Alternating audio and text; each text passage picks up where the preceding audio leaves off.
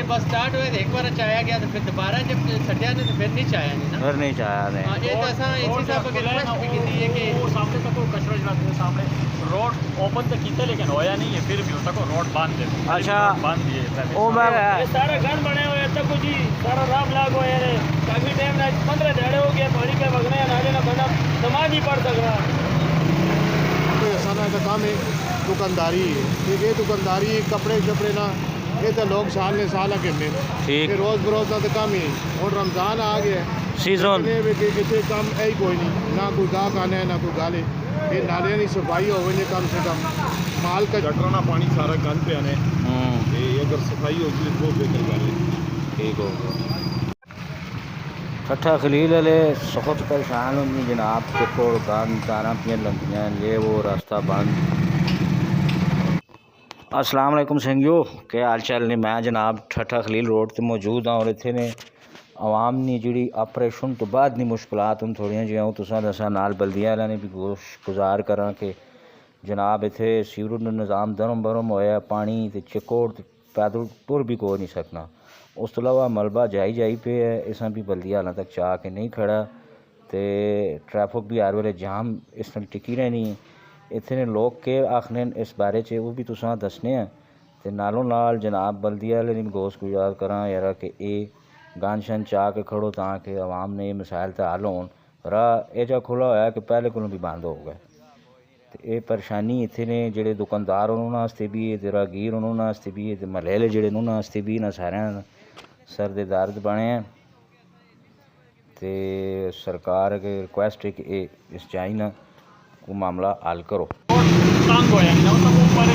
आवाम हालां भी बहुत शदीद मुश्किलात का शिकार है जी। ठट्ठा खलील रोड से ट्रैफिक भी पे लोग आने जाम है, मलबा भी चाह के नहीं खड़ा ने तारा भी लंबियां करंट लोग लग सी। अच्छा ये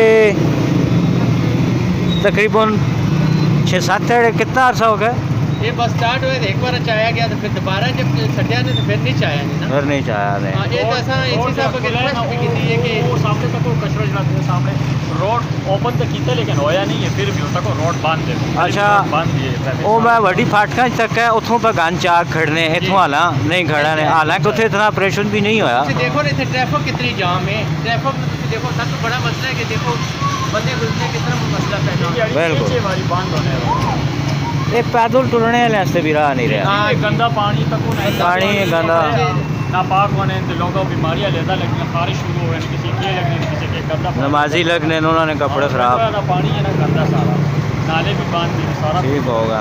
तारा शारा ना भी बनो बात स्विच नहीं होया लंबियां बनी एक हफ्ते बाद एक पीछे कितने जाते हफ्ते बाद तारा लगाम उसी। अच्छा चलो मैं थोड़ा जगह मैं इनकी भी ज़रा चेक करना ना। नजर मारो सारी ट्रैफिक जाम सारे घर बने हुए हैं। सही दसो के ये सारे घर बने हुए तक कुछ ही सारा राम लाग हुए हैं। काफी टाइम ना 15 दिहाड़े हो गए पानी पे वगने नाले ना बना नमाज ही पढ़ सक रहा।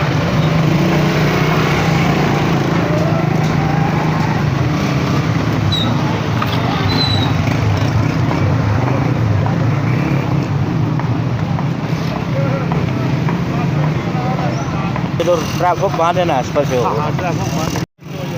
अच्छा ये ऑपरेशन लगभग 10-12 हो गए ना ते ये तक ये सारा मामलात जेडे ने तुसा तंग नहीं होने हुए थे। असं तंग तो बहुत तंग होने पे अमीर साहब हो कि देखो ये साना का काम है दुकानदारी है, ठीक है। दुकानदारी कपड़े शपड़े ना ये तो लोग साल ने साल के में ठीक रोज़ बरोज़ ना तो काम ही।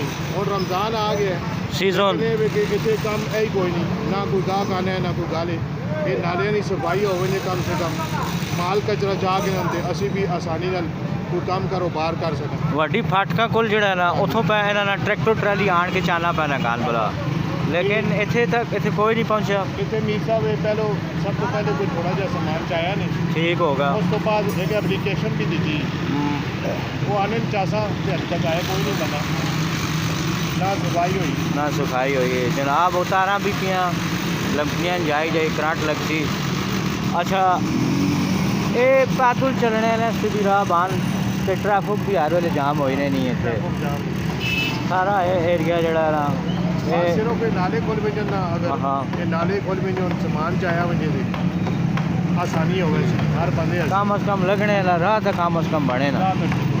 अच्छा जी, ये भी रिक्वेस्ट है जी, इतने जितने लोग ठट्ठा खलील वाले शदीद मुश्किलात का शिकार हों इस हिसाब नाल कि एक तो पैदल तुरने वास्ते राह नहीं, जड़ा मलबा पे है पिछलियां इमारतां शरतां त्रोड़ियां ही ने वो इत्थे ही पे है, उस चाह के खड़ा कोई नहीं है, वो खड़सुन ते राह साफ हो सी ते ट्रैफिक जड़ा ये तां ही ज़्यादा बन टिकी रहनी। रोड तो चलो खुला उन्हें अपने हिसाब नाल कीता है, लेकिन मलबा उत्थे ना उत्थे ही पे है, जिस वजह तो ना कोई पैदल टोर के ते ना कोई गड्डी लगा के। ये थोड़ा जा मेहरबानी करो इस पासे बल्दिया वाले जरा के ध्यान दो, गन बुला इतों चाह के खड़ो नो ताकि ये लोगों ने तक ना दुकानदार बेचारे परेशान बैठे, ना कोई लगा के ना कोई आ के ना कोई वहीं जाके ये के काम कर सुन ते के कर सुन कार के कर सुन।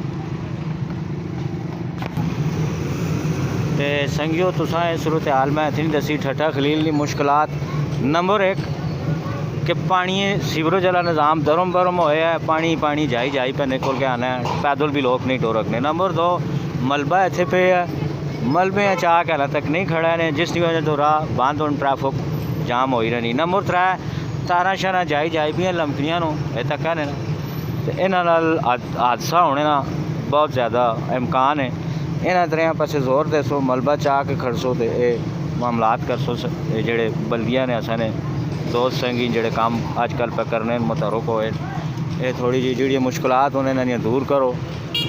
इन्हें शहरी फिर अपना भी काम करो, कोई दुकानदारी करो, जो कुछ करो ना कोई सहूलत मिले।